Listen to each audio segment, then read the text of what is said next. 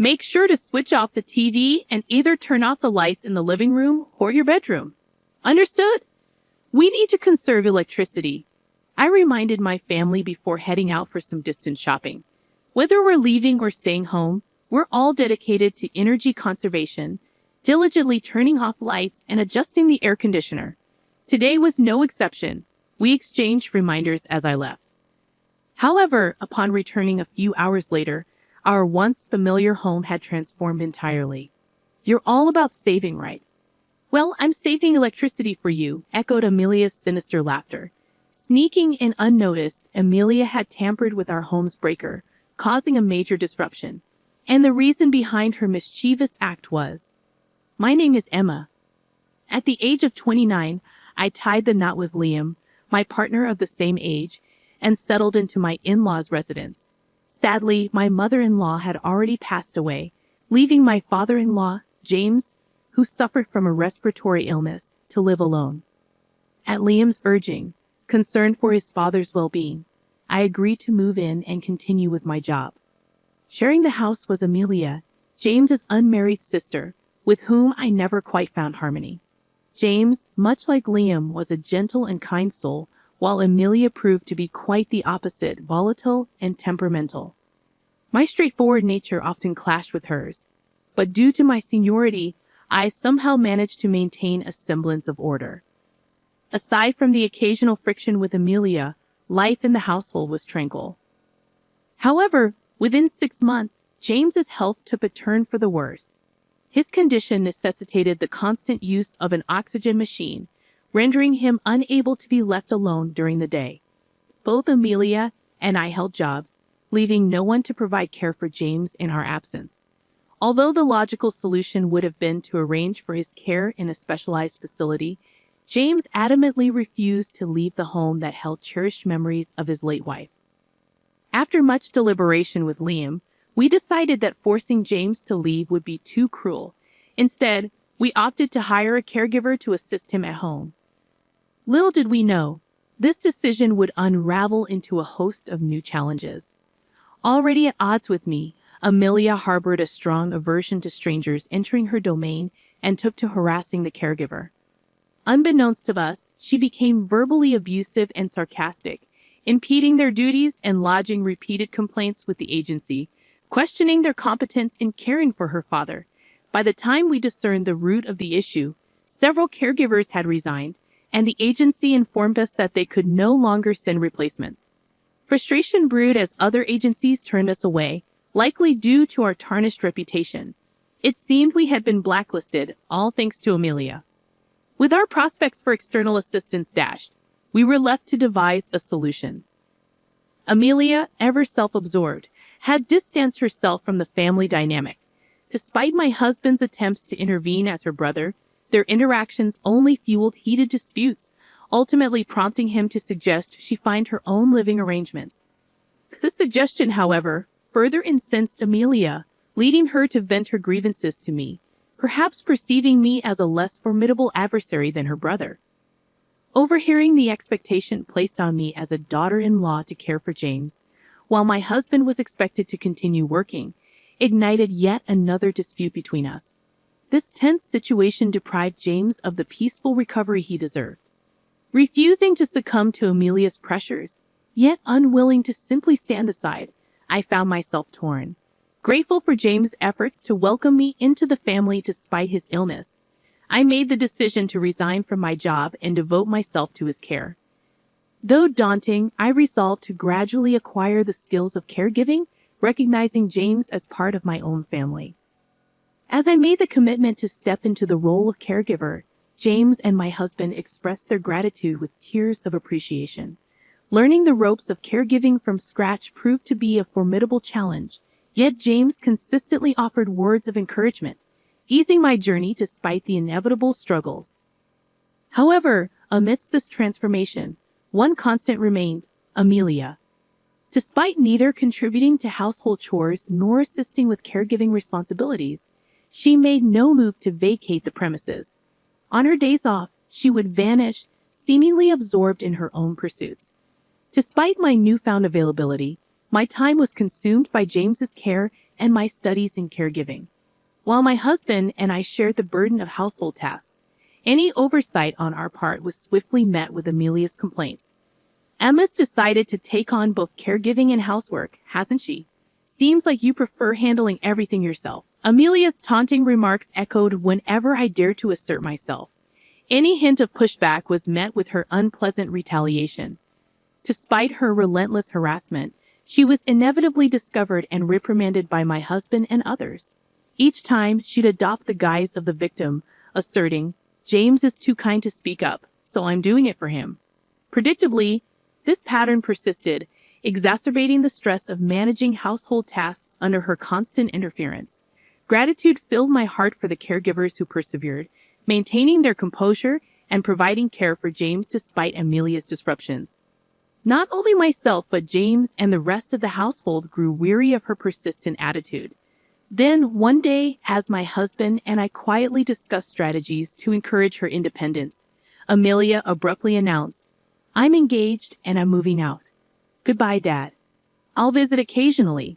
With those words, she departed from the house. Amelia's sudden departure left us pleasantly surprised, and with her tumultuous presence gone, the atmosphere in the house settled. James's advancing age and health concerns prompted discussions about relocating him to a care facility. However, as I grew more accustomed to caregiving, we opted to persist with home care services. Despite living with her fiancé, Amelia made frequent visits back home. "I'm sure there'll be leftovers from dinner tonight. Pack them up in Tupperware. I'll take them with me," she casually remarked, evidently relying on our meals to spare herself the effort of cooking for her partner. Her self-centered attitude persisted, treating me as though I were still her personal maid. "Amelia, don't boss around without lending a hand yourself," I retorted. Yeah, sorry, Emma. That's enough lecturing, right? Hurry up with dinner," she dismissed James's reprimand with a nonchalant shrug. In truth, the quantity of food I prepared hadn't changed much since her departure, so that wasn't the main issue. Instead, the concern lay in the escalating food and utility expenses. Despite no longer contributing financially, Amelia's frequent returns and lack of restraint strained our budget further. Additionally, she displayed no regard for conserving electricity or money, compounding our financial challenges. "Amelia, could you please turn off the lights in the unused rooms? And if you're not using the shower, can I go ahead?" I requested, noticing her engrossed in her mobile phone, lying on the couch with the TV still on behind her. The lights in both the bathroom and changing room were left on, suggesting she intended to shower but showed no signs of moving. Her disregard for unnecessary electricity usage and her lingering presence hindered everyone in the household. When I pressed her to choose between gaming and showering, Amelia shot me an angry glare. "Don't tell me what to do. I was just about to go. You're always nagging about saving money, but it hardly makes a difference. You're so petty, Auntie," she retorted defiantly. "What'd you just call me?" I questioned, taken aback. "I called you Emma." "Don't act like you misheard and get all worked up," she replied sharply. Despite James's scolding, Amelia begrudgingly turned off the TV and made her way to the changing room. Though she often complained, at least she listened to our requests. However, despite her years of experience and engagement, her mindset remained stubbornly youthful, resembling that of a rebellious child. While I had ceased expecting her to mature, I found it tolerable.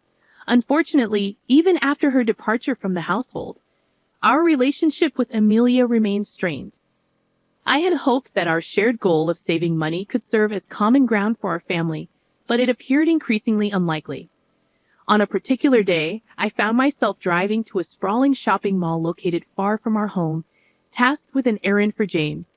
James, unable to venture outside without his portable oxygen tank, relied on me to run such errands. Carrying the weighty tank, even with a carrier, proved burdensome for him, and the visible tubes drew unwelcome pity from acquaintances. Consequently, James preferred to remain at home to avoid the constant sympathetic glances. While my husband typically handled errands when he was present, ensuring James was never left unattended, circumstances demanded that I undertake the task alone this time. Though apprehensive, I knew James was far from helpless. His reliance on the oxygen tank was primarily for breathing assistance, and he remained capable of managing many tasks independently. Before setting off, I reminded James to use the air conditioning as needed, emphasizing the importance of conserving electricity. With that, I embarked on my shopping trip, which proceeded without incident. Upon returning home with the groceries several hours later, I noticed the time had slipped from the early morning to evening. Upon speaking with the doctor, my husband learned that James's advanced age may have dulled his sensitivity to the heat, and the trembling hands and headache were initially dismissed as typical signs of aging. However, the occurrence of convulsions prompted immediate medical attention and subsequent hospitalization for thorough testing, leading to the current state of affairs. Upon receiving this explanation from my husband, I dared to pose a bold question. It's highly unlikely that the power source for the device would fail. Didn't we take precautions to ensure the plug couldn't be accidentally disconnected? My husband's brow furrowed as he delved into deep thought. You're right. It's improbable for it to come unplugged on its own. I went back home to double check, and the plug was still securely in place, he confirmed. Then how? I trailed off, perplexed by my husband's revelation. He had returned home to make arrangements for James's hospitalization and discovered that despite the power outage, the plug remained intact. His gaze then sharpened as he turned towards Amelia. It was evident she was concealing something, but I couldn't comprehend the reason behind his sudden anger. Abruptly, my husband erupted, directing his frustration at Amelia. You cut off the breaker, didn't you? Speak up, Amelia. My husband's voice cut through the tense silence. Startled, Amelia began to tremble, attempting to form words that refused to materialize audibly. My husband then produced something from his pocket, an item that had prompted the hospital to repeatedly try contacting us all, with him being the first to receive the call. Upon returning home to prepare for James's hospitalization, my husband had immediately sensed something amiss. Upon opening the door, he was met with an oppressive wave of heat. The entrance hall remained shrouded in darkness, the lights unresponsive. Realizing the power outage extended throughout the house, he conducted a thorough inspection, confirming that all electrical appliances were indeed switched off. Rushing to the breaker, he found it deliberately turned off, a discovery that left him both surprised and suspicious. Recalling our home's security measures, including installed cameras from a previous burglary incident, my husband resolved to investigate further. Despite our cost-saving efforts, the security cameras had been retained for the safety of everyone in the household, with strict instructions not to remove them. He reasoned that footage leading up to the power outage might provide crucial insight. Hastily restoring power, he proceeded to review the recordings. I have the footage here. I transferred it to show both of you in the hospital room, my husband announced, pulling out his mobile phone. With a few taps, he displayed the transferred footage. The scene unfolded with a familiar view of our house's entrance, minutes after my departure. To my astonishment, Amelia made an unexpected appearance, catching my eye involuntarily. Using her key, she entered the house, her demeanor oddly cautious, as if she were ensuring I was truly gone. My husband then shifted the footage to a camera positioned inside the entrance. Our house's breaker is located near the ceiling, above the shoe rack, he explained. We watched in disbelief as Amelia, using a chair intended for putting on shoes, reached up and opened the breaker's cover. What on earth are you doing? I couldn't help but scream, though I anticipated her actions. The camera, equipped with sound recognition, captured her ominous whispers amidst the movement noises. This is the breaker, right? If the fridge stops, Emma will calm down a bit. Her chilling laughter reverberated through the otherwise silent hospital room. Consider it my gift to you, your favorite. With that, the footage concluded. The realization that Amelia had deliberately shut off the breaker left us all speechless and immobile. With the breaker off, the entire house's power supply had ceased, undoubtedly causing the contents of the fridge to spoil in the hours before my husband's discovery. Her frantic entrance into the hospital room betrayed her lack of awareness regarding the potential danger she had placed James in. It felt like a cruel form of punishment directed at me. Yet her subsequent response was beyond belief. It's because of your constant badgering about saving electricity, Amelia retorted, tears streaming down her face as she sought to justify her actions. I didn't know James was home. I assumed he had gone out with you. You're the one to blame for leaving him behind. She reiterated, showing no remorse. I never anticipated this outcome. Her tearful defense only stoked my anger. Sneaking in like a thief to switch off the breaker, James surviving was nothing short of a miracle. What if something had happened to Dad? Despite my urge to blame Amelia, she vehemently fired back. But it's your fault. Retrieving my mobile phone before entering the house, I anticipated a message from my husband regarding dinner plans. However, what greeted me on the screen left me stunned. Numerous missed calls from both my husband and James, indicating they had been trying to reach me urgently. A chill ran down my spine as I realized my phone had been set to silent mode while driving, and in my haste to return home promptly, I had neglected to switch it back, oblivious to the incoming calls. An ominous sense of foreboding washed over me. Hastily, I attempted to call my husband, but the line remained unanswered, amplifying my growing anxiety. With trembling fingers, I dialed James's number as a last resort, hoping for a reassuring response. I dialed the hospital's number, my heart pounding with apprehension. When the receptionist answered, I struggled to maintain composure as I inquired about James's condition. James is currently hospitalized. I'm unable to provide further details over the phone. Would you be able to come to the hospital? The receptionist informed me. After being transferred to several departments, I received the unsettling news and felt a wave of dread wash over me. I'm on my way, I responded hurriedly, quickly turning the key in the ignition to restart the car. The vehicle seemed to echo my urgency as I navigated through the congested streets. James had been perfectly fine when I left, bidding me farewell as usual. I couldn't shake the regret of leaving him alone, wondering how he had ended up in the hospital so suddenly.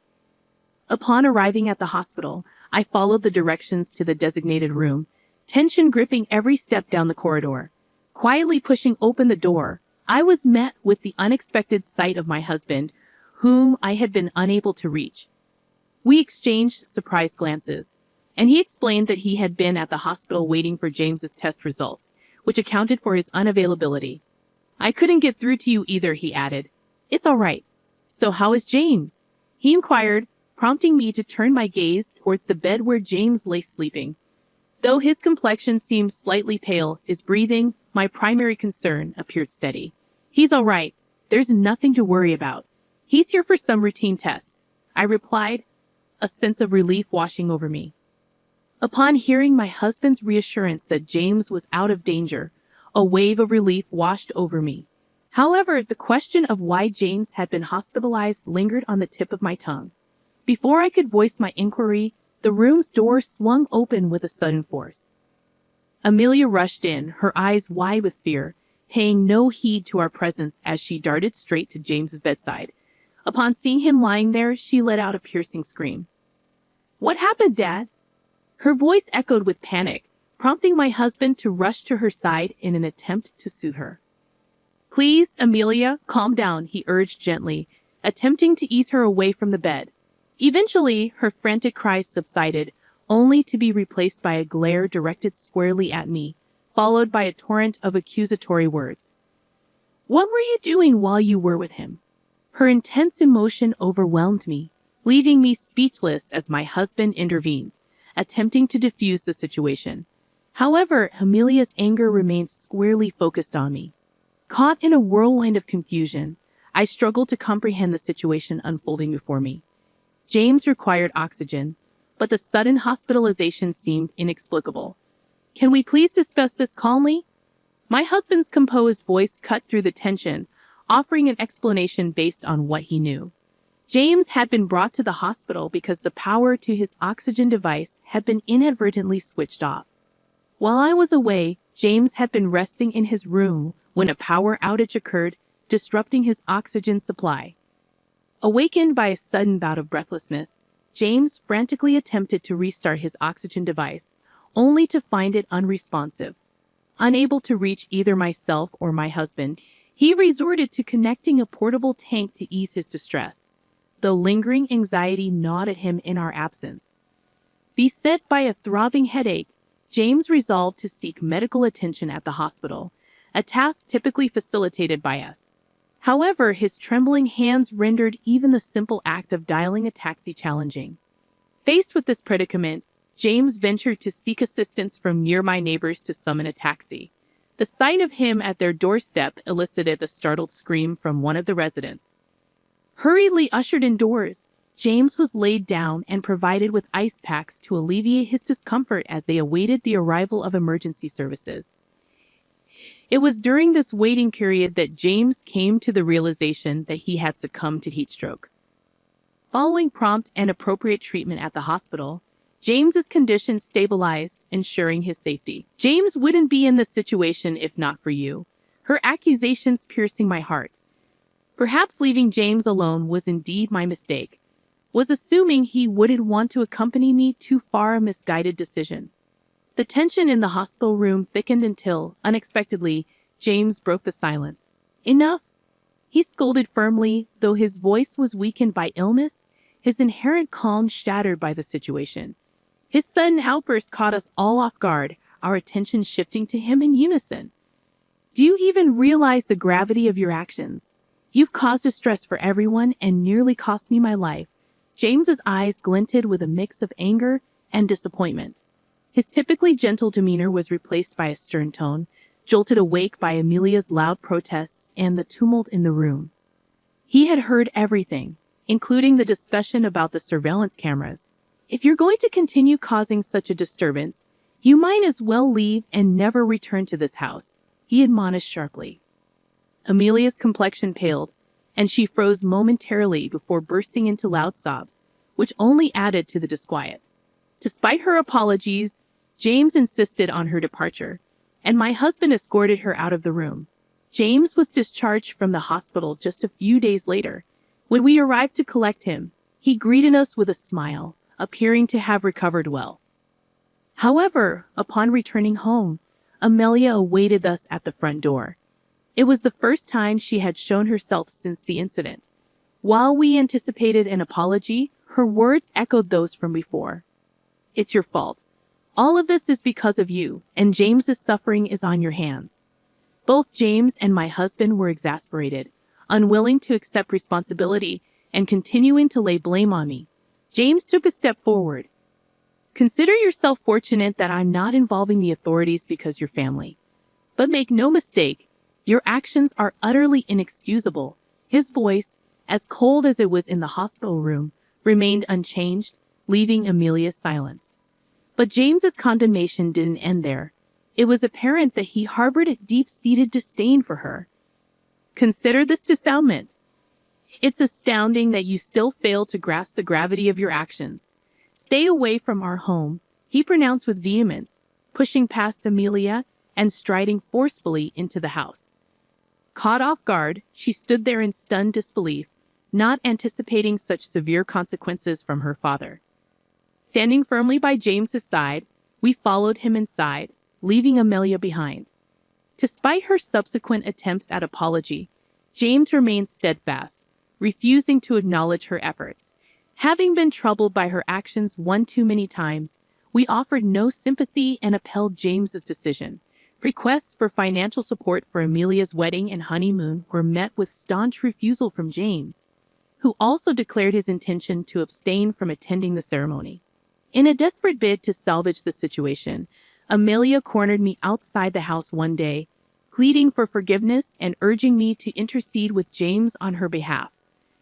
However, I had already resolved not to grant her forgiveness. Knowing her tendencies to resist or ignore, I listened quietly before walking away, leaving her to grapple with the consequences of her actions. As word of the family rift spread, Amelia's fiancé grew perplexed by James's refusal to attend the wedding, prompting him to reach out to James in search of answers. Unaware of the full extent of the situation, Amelia's fiancé was taken aback upon learning about the emergency caused by her actions. Hastily, he extended his apologies to James. Unlike Amelia, he displayed sound judgment, labeling her actions as nothing short of attempted murder. Consequently, the wedding plans came to an abrupt halt. Despite not having moved into their new home yet, her fiancé canceled their arrangements and ejected Amelia from his life. Left reeling from the fallout, Amelia found herself in dire financial straits.